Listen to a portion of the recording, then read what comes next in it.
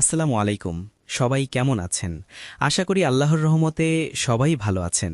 আজকে এটা আমার প্রথম ব্লগ। ধরতে পারেন যে আমার জীবনের প্রথম, তাই কোনো ভুল হলে ক্ষমার দৃষ্টিতে দেখবেন। আজকে বের হচ্ছি মেলান্দহ উপজেলা বনাম সরিষাবাড়ি উপজেলার মধ্যকার সেমিফাইনাল ম্যাচ উপভোগ করতে আমি আর আমার এক বন্ধু। আশা করি আমাদের মেলান্দহ উপজেলা আজকে বিজয়ী হবে। তো পথ চলা শুরু করে দিলাম জামালপুর স্টেডিয়ামের উদ্দেশ্যে। বিসমিল্লাহির রহমানির রহিম। এখন আমরা আছি পাশা মার্কেট মোড়, মেলান্দহ থানা রোড হয়ে আমরা পথ চলতেছি জামালপুরের উদ্দেশ্যে। এটা হচ্ছে মহিলা কলেজ রোড। এখান থেকে আমার বন্ধু আমার সাথে যাবে। চলতে চলতেই আমরা চলে আসলাম বিজ্ঞান ও প্রযুক্তি বিশ্ববিদ্যালয়ের সামনে। এটা আমাদের মেলান্দহের গর্ব। আমাদের জামালপুর মেলান্দহের অপরূপ সৌন্দর্য পথ দিয়ে এগিয়ে যাচ্ছি আমরা স্টেডিয়ামের উদ্দেশ্যে।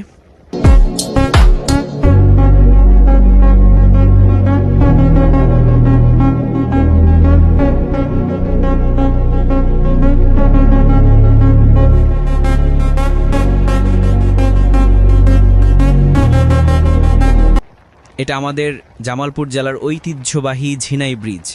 এককালীন এই ব্রিজ আমরা পারাপার হতাম ফেরির মাধ্যমে। সেই স্বর্ণযুগ চলে গেছে। আমাদের জামালপুর জেলার অনেক সৌন্দর্যময় জায়গা আছে, যেগুলো সামনে আপনাদেরকে দেখানোর চেষ্টা করব। Okay, let's go.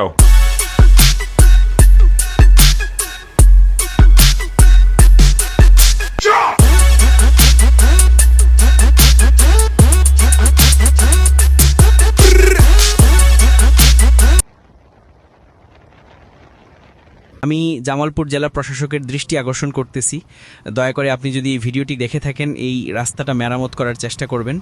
এইদিকে যাতায়াত করার অনেক কষ্ট হয়ে গেছে। বিডিআর ক্যাম্পের ভেতরের রাস্তাটা অনেক ভাঙা। আসলাম জামালপুর স্টেডিয়ামে। অনেক মানুষ। স্টেডিয়ামের গ্যালারিতে মানুষের জায়গা হচ্ছে না। ফুটবলে যে একটা উত্তেজনা, গ্যালারিতে এত মানুষ দেখলেই বোঝা যায়। এরই মধ্যে মেলান্দহ 1-0 গোলে পিছিয়ে গেছে। ফার্স্ট হাফের খেলা শেষে সেকেন্ড হাফের খেলা শুরু হয়ে গেছে। মেলান্দহ অনেকগুলো গোল মিস করে ফেলেছে ইতিমধ্যে।